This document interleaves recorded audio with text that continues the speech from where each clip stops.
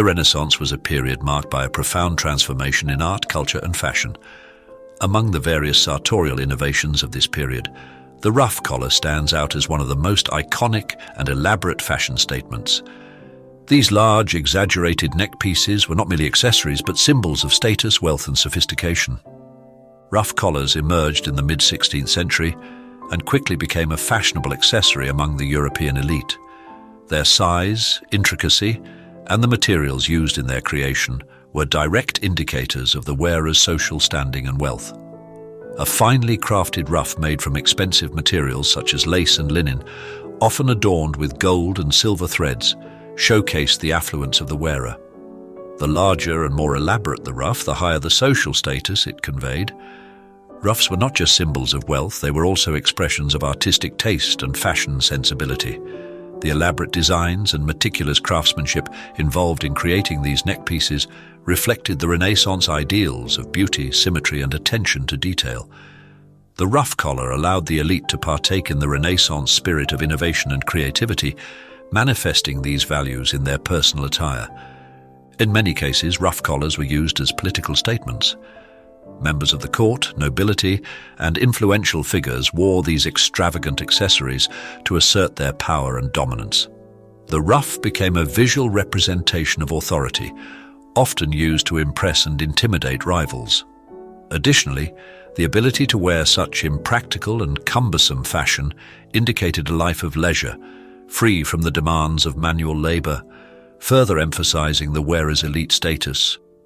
The construction of ruff collars was a highly skilled craft, often undertaken by specialized artisans.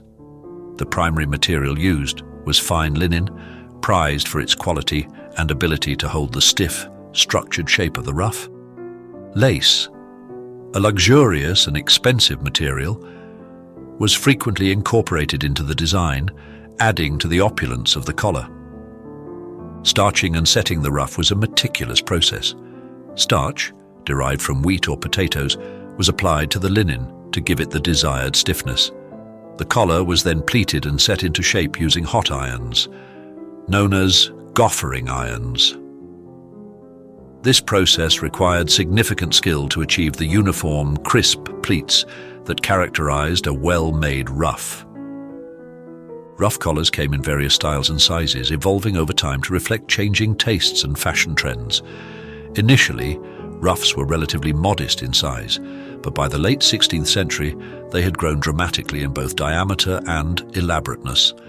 Some ruffs extended nearly a foot from the neck, creating an almost halo-like effect around the wearer's head. There were also regional variations in ruff styles. For instance, the cartwheel ruff, popular in England, featured a broad circular design, while the Italian style favored a more delicate and less voluminous ruff. The Spanish court, under the influence of the austere Habsburg fashion, adopted a simpler, yet equally stiff and structured ruff. Maintaining a ruff collar was no small feat. The starching and pleating process needed to be repeated regularly to keep the collar looking pristine. Special tools and accessories, such as supportas or rebato, a wire framework used to support the ruff, were employed to maintain the shape and position of the ruff. This high maintenance further underscored the wearer's wealth, as only the affluent could afford the time and resources needed.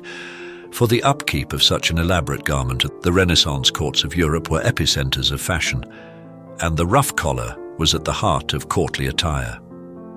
Monarchs and their courtiers set the trends that were emulated by the nobility and wealthy merchants. Queen Elizabeth I of England is perhaps the most famous example of a monarch who popularized the ruff. Her portraits often depict her in lavish ruffs, reinforcing her image as a powerful and fashionable ruler. Ruff collars were worn by both men and women, though there were differences in style and size.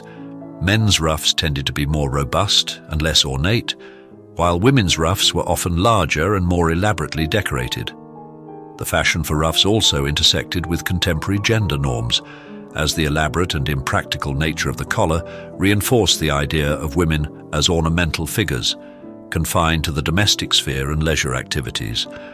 By the early 17th century, the popularity of the ruff began to wane, replaced by other styles, such as the falling band collar. However, the legacy of the ruff continued to influence fashion. leaving a lasting imprint on the aesthetics of the period.